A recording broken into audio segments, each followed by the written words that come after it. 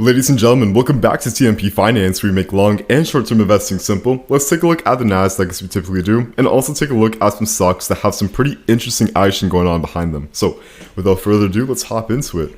Over here on the NASDAQ, we're currently at 23,368-ish, and we moved up today a total of 0.29%, so not a very volatile day by any means. We're definitely slowing down on the volatility and on the volume here, which is not necessarily bad. Typically when you get these very long-lasting bull trends, you see the VIX in a very low number here, and that's what we're pretty much seeing here on the VIX as well. But yeah, like, 0.25, but whatever, we're still up about 5% from all-time highs here, 5.5 to be specific.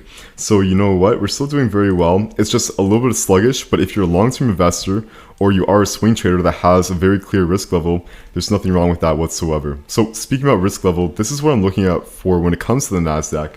I'm staying long because all-time highs, they can go up 50-60%, and that's something I don't want to miss out on. I don't want to cut my losses or my wins too short. So what I'm going to do here, the only time that I am going bearish is if we break below this previous all-time high level here at 22,100.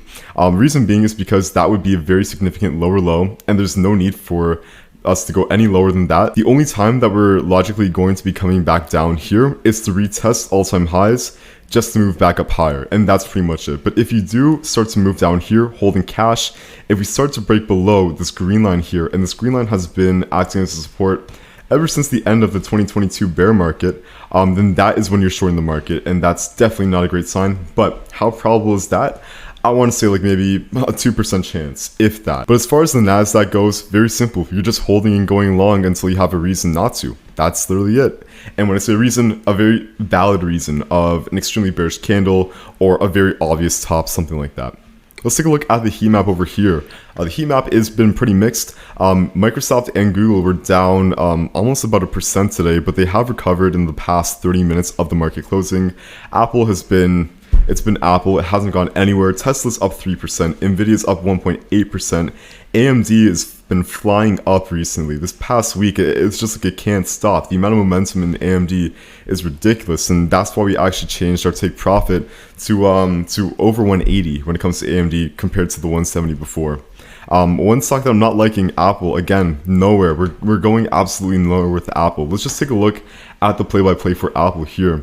We have this downtrend support line over here, our resistance line, and we broke out of it back in April 29th. We broke out of it, we came back down, we broke out of it again, we retested. So you already have two breakouts, which isn't a great sign.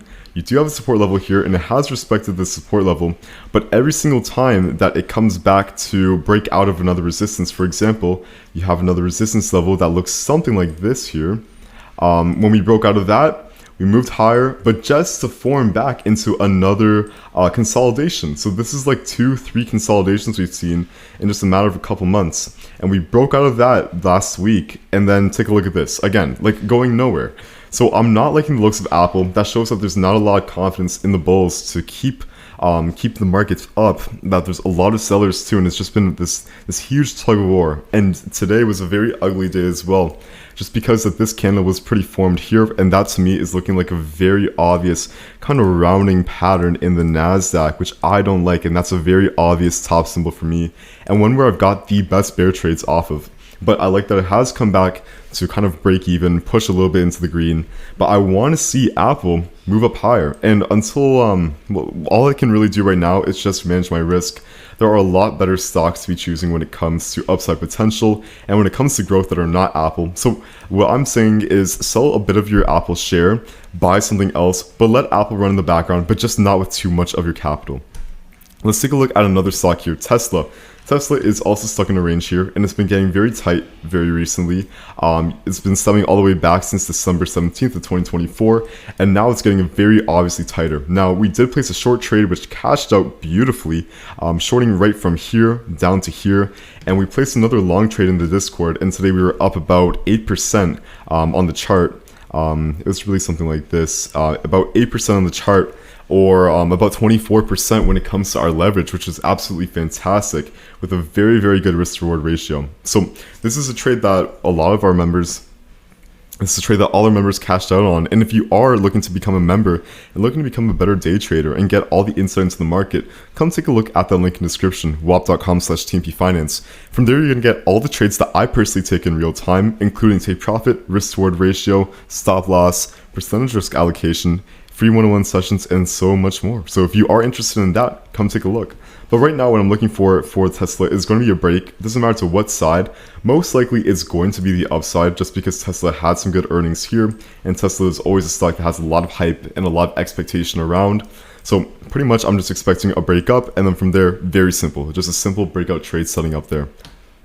Now, speaking about earnings reports, I am taking a look at UNH very, very closely, just because tomorrow is earnings day for UNH, and that's going to be absolutely massive. Now, I'm going to say it's like a 70-30 that UNH will have good earnings and that will boost the market up. And that's not even based on anything financial.